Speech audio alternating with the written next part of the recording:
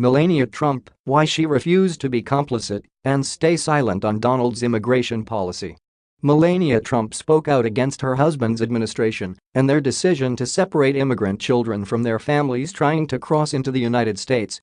Find out why she refused to remain silent. Melania Trump, 48, issued a rare public rebuke to her husband, Donald, on June 17 in a strong statement issued through her spokeswoman, as outrage mounted to forced child migrant separations from their parents.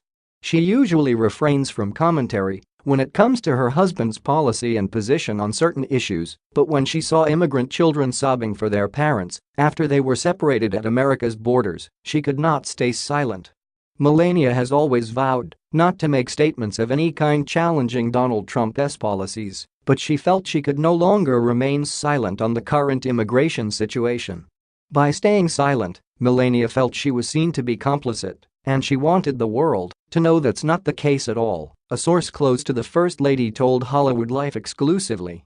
Melania is heartbroken for all the families that are being torn apart, and she feels it goes against everything she and the USA as a whole stands for. Melania, an immigrant herself, said in her statement, Mrs. Trump hates to see children separated from their families and hopes both sides of the aisle can finally come together to achieve successful immigration reform. She believes we need to be a country that follows all laws, but also a country that governs with heart. According to our insider, Donald Trump was less than thrilled with Melania's heartfelt response to the crisis at the border. Donald was not happy at all that Melania released the statement. She did talk to him in advance though, and he suggested a couple of changes, which she agreed to, the source shared.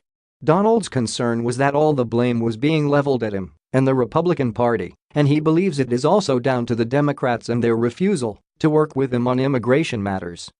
Several Republican leaders have joined Melania in speaking out against the separation of children and families at the border.